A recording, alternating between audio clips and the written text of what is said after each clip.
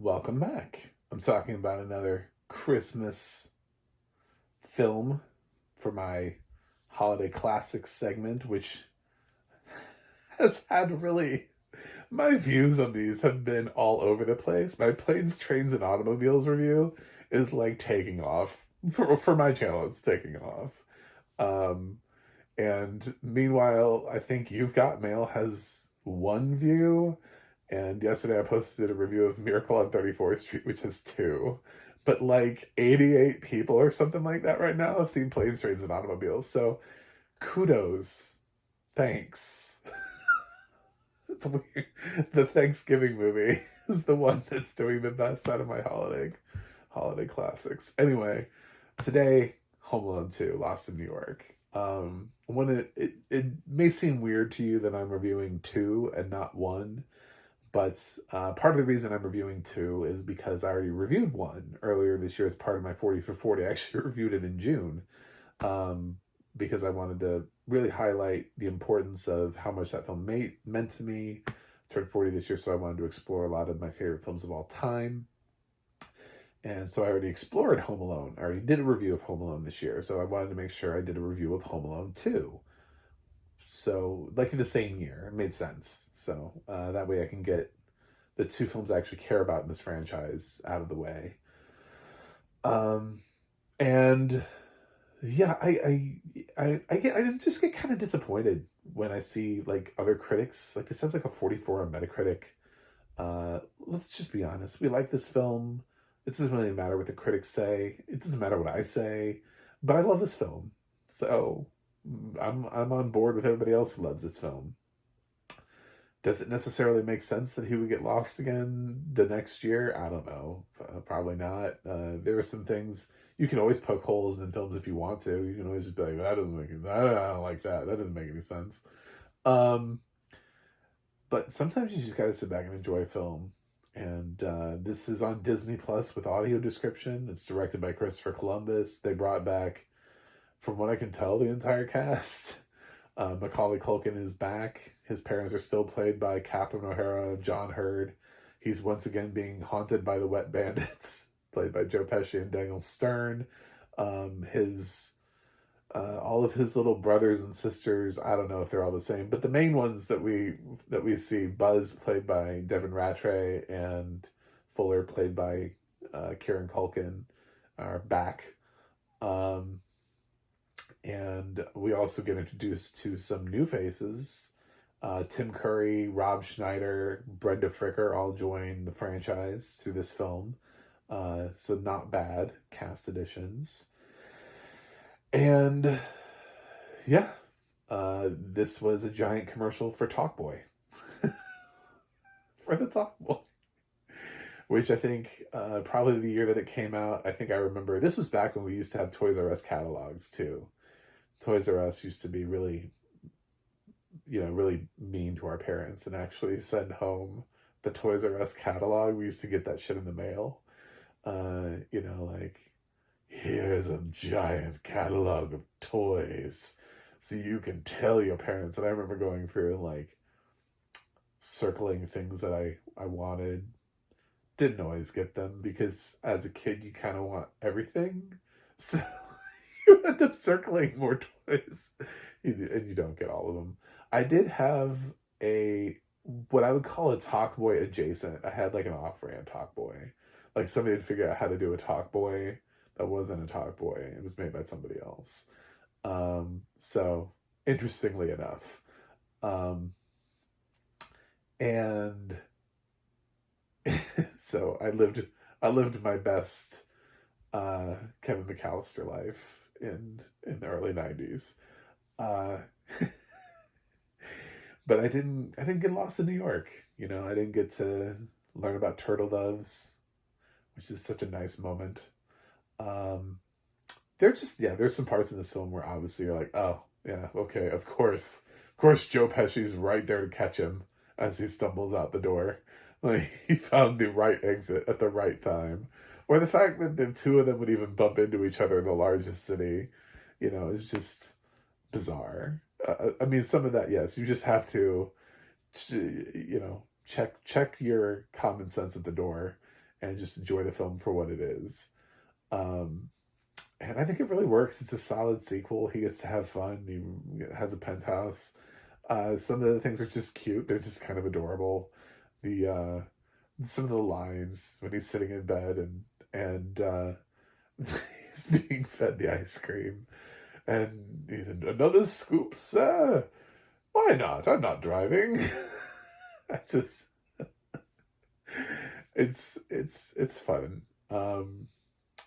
Tim Curry is great in this. Brenda Fricker is great. She actually is probably of the two doting old people that join in. Um, her time with Kevin is so weird, but she's such a tremendous actress that the scenes with her and Kevin, they move so rapidly that I don't even think we know what her name is. She's still credited as Pigeon Lady on IMDb, and she just uh, she has these great little moments with Kevin that just are like out of nowhere, because basically he's been like running and screaming from her, and then like all she does is like help get his foot unstuck, and then he just comes back and he's like, "Oh, you're not evil. I see. I'm sorry. I didn't mean to scream at you." "Yeah, you did. Of course you did." Um, but it's an enjoyable film that we can sit down and pick down. And then, of course, I know everybody's waiting for me to talk about. You know what? Okay, I'm not going to talk about it. I'm not going to do it. I'm not going to do it. I'm not. You're not baiting me in this review. I am not doing it. These are holiday films, man.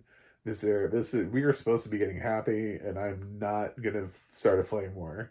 So if you want to be all like, "Rah," go do it somewhere else. Yes, there's a cameo in this film. We're all aware of it. Everybody's aware of it. I don't give a shit. It happened a long time ago. Um, it has nothing to do with anything. It's 3 seconds of the film, and I'm against censorship, so I don't believe in cutting things out simply because they exist. Um, so there you go. There's my official ruling on that. Uh, it happened. Okay, it's a thing that's out there in the world. Um, yes. So I enjoyed this. I love it. I've seen it, I don't know, a bajillion times. I really don't even know. I think I said that about Home Alone. It used to be, these films were on my list to watch like every year when I would really sit down. Now that I'm doing a channel and I feel like I have to try to review all these damn films, I'm watching less Christmas classics every year than I used to. So instead of watching Home Alone and Home Alone 2 every single year, it's odd that I actually have watched both this year, but I'm finding myself having to like rotate some of my Christmas classics and be like, well, I watched that last year. So it's more like every other year now. Um, which is kind of sad because I really love these films. But I've already seen them enough times to choke a horse. Uh, and, I mean, like I have so many thoughts. So Kevin pushes Buzz. Yeah, if I was Kevin's dad, I'd have been like, you know what? That was obviously Buzz. Buzz, first of all, Kevin could not have known that comically would have turned into like some sort of Three Stooges routine where like everything falls apart because he pushes one person.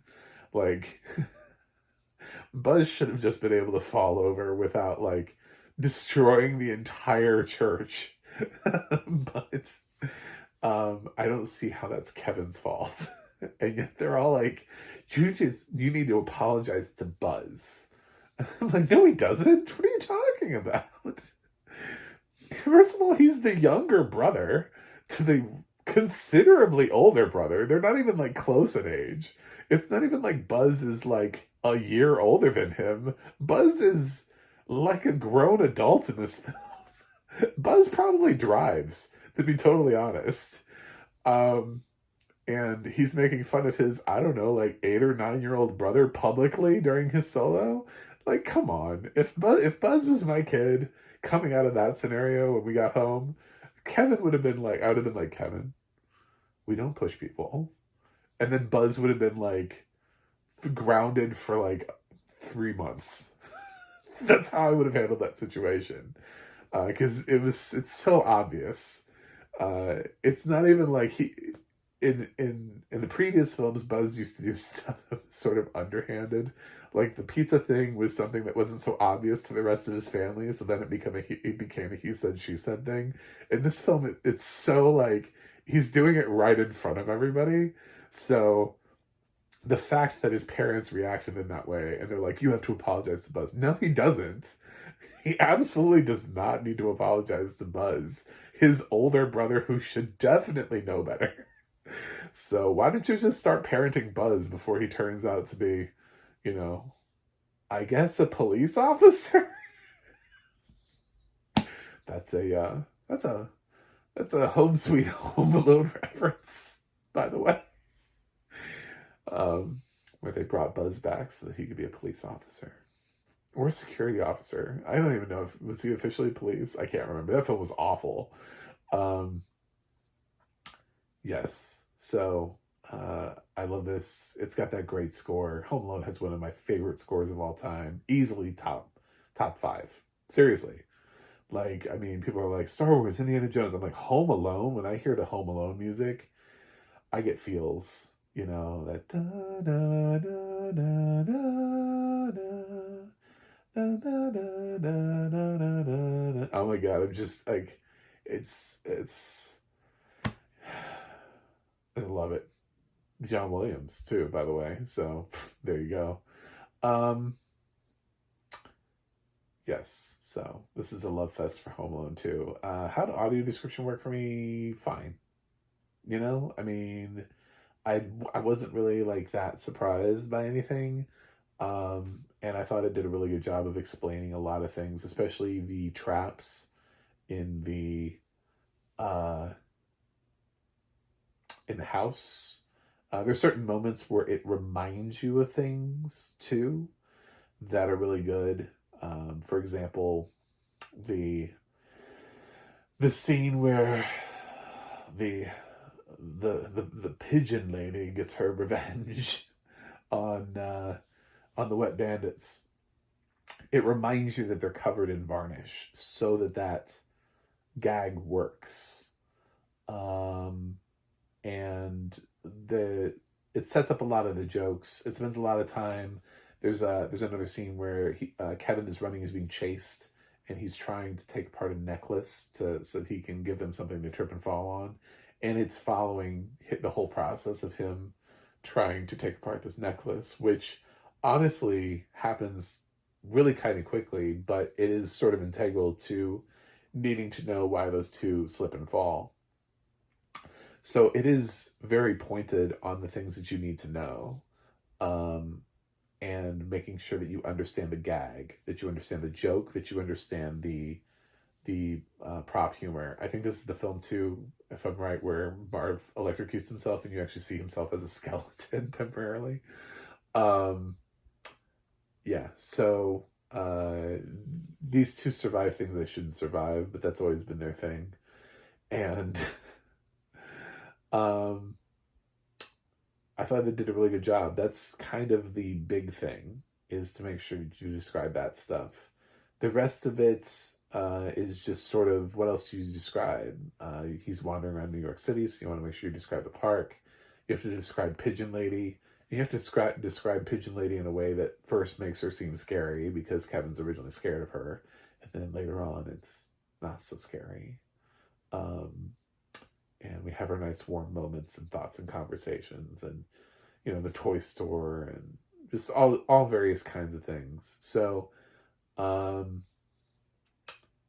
yeah, uh, it's it's a really nice film that I think everybody watches it at Christmas time, and the audio description was nice. I'm really happy that Disney prioritized a film like this because it's not a Disney film, it's a Fox acquisition. So thank you, because I just watched the original Miracle on 34th Street, which is also an acquisition for them, and that does not have audio description on it. So I reviewed that and chastised them for not having it. But at the same time, I'm not going to tell people not to watch literally, I don't know, one of the most notable classics of all time. It feels so weird to say that, to be like, don't watch this film that's been around since 1947 that like everyone has seen.